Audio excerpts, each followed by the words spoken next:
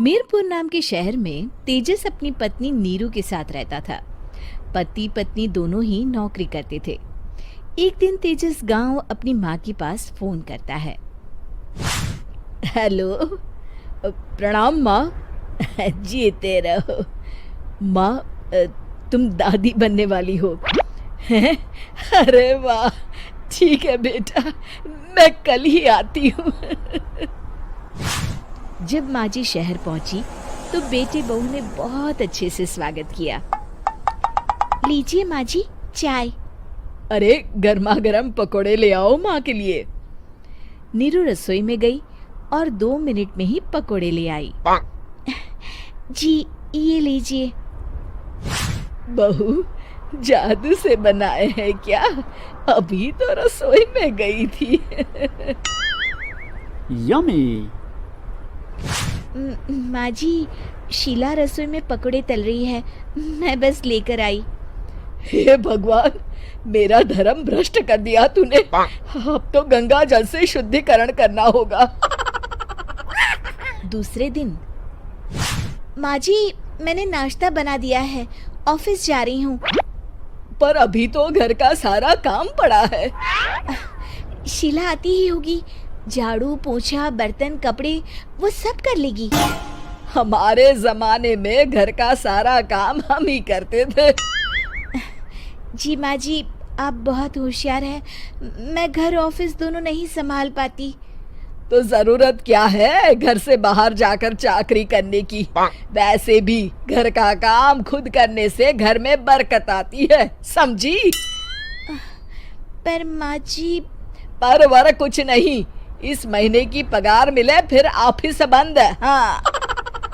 रात को नीरू तेजस से कहती है, सुनिए जी, माँ जी बोल रही थी कि मैं नौकरी छोड़ दूं। वैसे ठीक ही तो है, अभी तुम्हें आराम की जरूरत है। फिर भी आराम कहाँ, शीला को छुड़ाने के लिए बोल रही थी। तो अब 24 घंटे में इतना काम तो कर ही सकती हो। पर जॉब पसंद है मुझे, घर पर मन नहीं लगेगा। अगले दिन जब दोनों ऑफिस के लिए निकल रहे थे, मेरी तो कोई कीमत ही नहीं है इस घर में। माँ जी, आजकल महंगाई बहुत है, रहन सहन भी बदल गया है, दोनों नौकरी करते हैं तभी ठीक रहता है। अच्छा, तू कहना क्या चाहती है? मेरा बेटा तुझे बिठा के खिला नहीं सकता? तू ही इस घर का खर्च चला रही है, हैं? नहीं माँ जी, मेरा वो मतलब नहीं था। मतलब खूब समझती हूँ, ये बाल धूप में सफेद नहीं किए मैंने। हाँ। अब तो ये रोज का काम हो गया था। तेजस भी रोज की झिकझिक से परेशान हो गया था। एक दिन उसने कहा, नीरू, वैसे भी तुम्हें मैटरनिटी लीव मिलने वाली है, तो अभी से ही छुट्टी ले लो। पर क्या, मेरी सैलरी अच्छी खासी है। आखिर नीरू ने रिजाइन कर दिया। जब बच्चा हुआ तो घर में सब बहुत खुश हुए। कुछ दिनों बाद तेजस फाइल देख रहा था। क्या हुआ तेजस, कुछ परेशान लग रहे हो? हाँ, वो हमारी जितनी सेविंग्स थी वो तो हॉस्पिटल में और छठी के फंक्शन में खत्म हो गई है नीरू।